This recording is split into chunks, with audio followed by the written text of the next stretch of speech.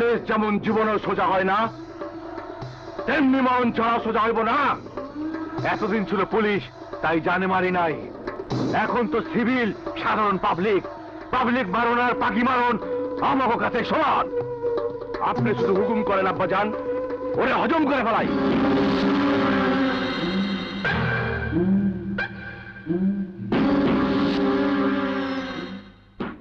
শুভ কামে বেশি দেরি করতে নাই, যা ওরে হজম করে ফেলা।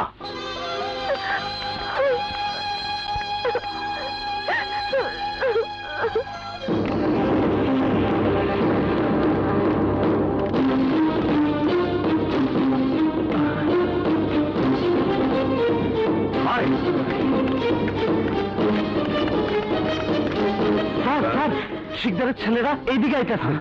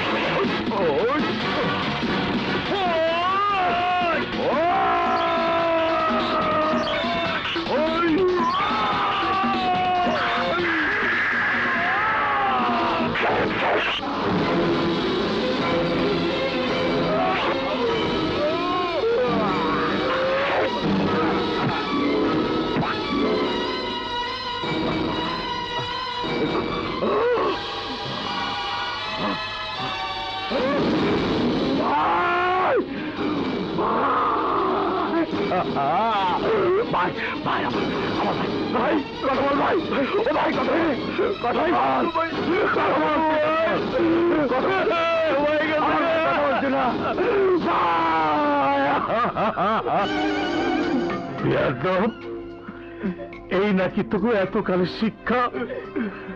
আরে সারা জীবন তোরা যেখানে গেছস আমার অনুমতি ছাড়া যাস নাই, আর আজ আমার অনুমতি না দিয়া তোরা দুনিয়া ছেড়ে চলে গেলি।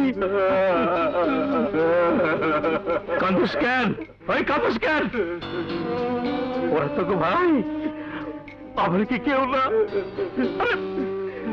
আমি ওকে জন্মদাতা বাপ। ওরে আমি তো কান্দি না, আমি তো কান্দি না। লাশ দাফনের ব্যবস্থা করি না। এ লাশ দাফন হইব না, হইব না। ওই ইন্সপেক্টর বাচ্চারে জিন্দা দাফন না করা পর্যন্ত আমার ছেলেদের লাশ দাফন হইব না। অসম্ভব, আমার ছেলে কোনো অন্যায় কাজ করতে পারে না। করেছে, এমন অন্যায় কাজ সে করেছে যা আমাদের 7 পুরুষের মধ্যে কেউ কোনোদিন করেনি। ডিপার্টমেন্ট আগুনকে শান্তিপুর পাঠিয়েছিল সন্ত্রাস, খুন, রাহাজানি বন্ধ করতে, আইনের শাসন প্রতিষ্ঠা করতে। কিন্তু তোমার ছেলে পুলিশের চাকরিতে ইস্তফা দিয়ে সিপাহীদের নিয়ে একটা সন্ত্রাসী দল গঠন করেছে, শান্তিপুরের সন্ত্রাসের রাজত্ব কায়েম করেছে। শুধু তাই নয়, জুলম শিকদারের দুটো ছেলেকে নৃশংসভাবে খুন করেছে।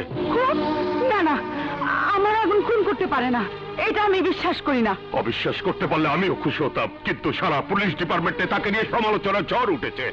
আর তাই স্বয়ং পুলিশ কমিশনার সাহেব আমাকে নির্দেশ দিয়েছে শান্তিপুরে গিয়ে পরিস্থিতি নিয়ন্ত্রণে আনতে। দাদা, পরিস্থিতি নিয়ন্ত্রণ করেন, আমারই বিরক্ত করেন না। আমার কি করতে হইব আর না হইব সেইটা আমি আপনার সাথে ভালো বুঝি। আগে ওই ইন্সপেক্টরের লাশ দাপন হইব, তারপর তারপর আবার তুই সন্তানের লাশ। শিকদার সাহেব, আমি আপনার কষ্ট বুঝি, তবুও বলছি আপনি লাশ দাপনের ব্যবস্থা করুন। আমি আপনাকে কথা দিচ্ছি, আইন ওদের বিরুদ্ধে ব্যবস্থা নেবে। কারো বিরুদ্ধে ব্যবস্থা নিতে আইনের কোনো সাহায্যের দরকার নাই। দুর্বল শিকদার নিজেই এখানকার আইন। আপনি উত্তেজিত হবেন না শেখ সাহেব, প্লিজ ধৈর্য ধরুন। ইন্সপেক্টর আগুন আর তার সঙ্গীরা যেখানেই থাকো, 24 ঘন্টার মধ্যে তাদেরকে গ্রেফতার করা হবে। This my promise.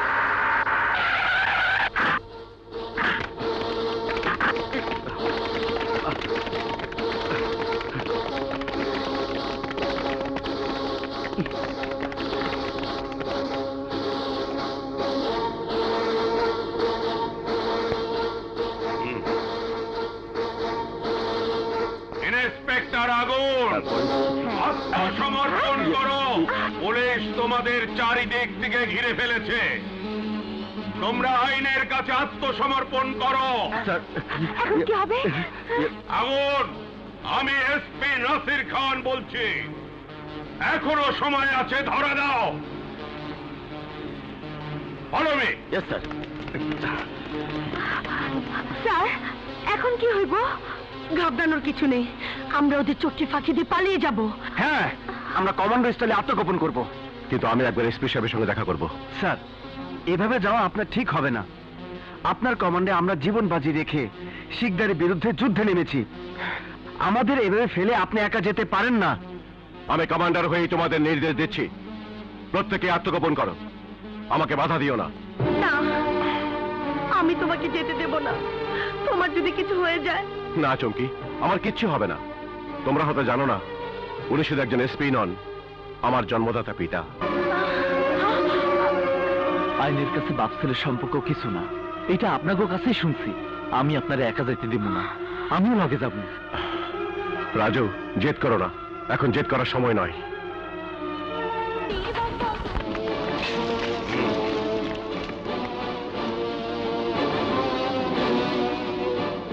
তোমরা ওদিকে যাও। Okay sir. তোমরা এদিকে। Yes sir.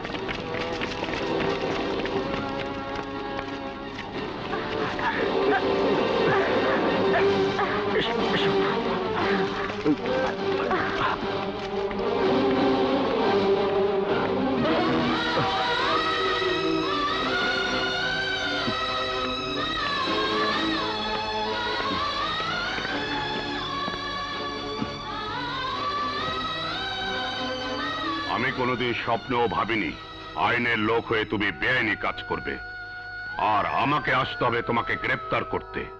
শান্তিপুর এলাকার শান্তি প্রতিষ্ঠার জন্য ডিপার্টমেন্ট তোমাকে বড় অফিসার করে পাঠিয়েছিল, আর তুমি কিনা।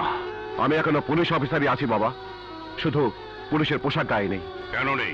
একজন সন্ত্রাসীর পরিয়ে দেওয়া এই লজ্জা চিহ্ন নাকে ধারণ করে পুলিশের পোশাক গায়ে রাখলে আইনের অসম্মান হতো বাবা।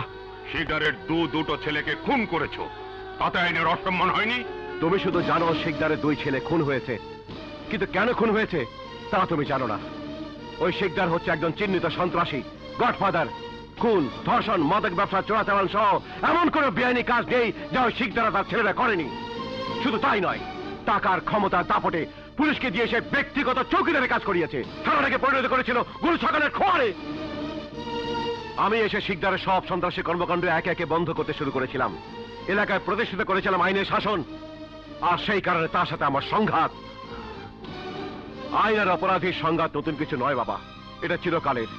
আইনের শাসন প্রতিষ্ঠিত করতে গিয়ে আমার সেবকরা অপমানিত হয়েছে, লাঞ্ছিত হয়েছে, তাদের শরীরের পোশাক ছিঁড়ে ফেলেছে, তাদের গায়ে হাত পর্যন্ত দিয়েছে ওই শিকদার। তারই প্রতিবাদ করা সাব ইন্সপেক্টর রানার একটা হাত কেড়ে নিয়েছে ওরা, তাতেও ক্ষান্ত হয়নি। আমাদের সবার শরীর থেকে পোশাক খুলে নিয়েছে, আমার নাকে পরিয়ে দিয়েছে লজ্জা চিহ্ন। তুমি আইনের কাছে সাহায্য কামনা করনি কেন? করেছিলাম, প্রতিদানে পেয়েছি ট্রান্সফার অর্ডার। তাই বলে চাকরি ছেড়ে অনুগত সিপাহীদের নিয়ে তুমি সন্ত্রাসী দল গঠন করবে? এছাড়া কি করার ছিল আমার?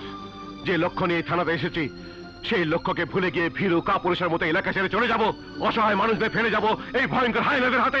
ঠিক আছে, ঠিক আছে, যা আবার হয়েছে, এখন তুমি আত্মসমর্পণ করো। শুধু আত্মসমর্পণ নয় বাবা, আমার লাশও যদি তোমার কৃতিত্বের জন্য সরকারি মেডেল পেতে কাজে লাগে আমি তাতেও প্রস্তুত, কিন্তু এখন নয়। ওই শিকদার আর তার দুই ছেলের মৃত্যুর পর এই লজ্জা চিহ্ন খুলে ফেলবো এবং আত্মসমর্পণ করব। অসম্ভব। আইনের লোক হয়ে তোমাকে আর আমি বেআইনি কর্মকাণ্ড চালাতে দেব না। You are under arrest.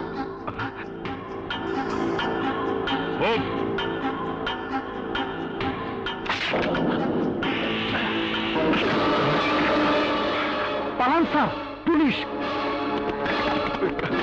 আগুন! আগুন ছিল না, যেও না আগুন! আমি বলছি দাঁড়াও! ফায়ার!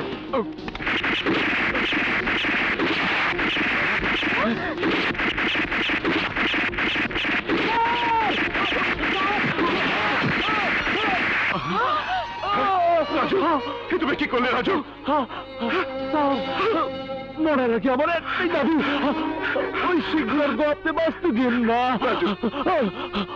ওগো নাম নিচে না মাটির সাথে মিশাই দিয়েন। রাজু রে, লাশ মর্গে নিয়ে যাও।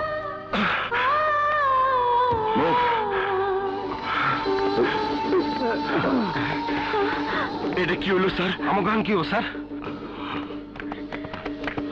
আমরা বুঝি হাইরা গেলাম। এভাবে ভেঙে পড়ো না, মনোবল হারিও না। সব যুদ্ধে এমনটি হয়, কাউকে হারাতে হয় আর কেউ বন্দী হয়, কিন্তু প্রকৃত যোদ্ধা কখনো যুদ্ধের ময়দান ছেড়ে পালায় না।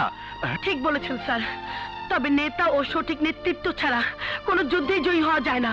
যে করেই হোক আগুনকে আমাদের মুক্ত করতেই হবে।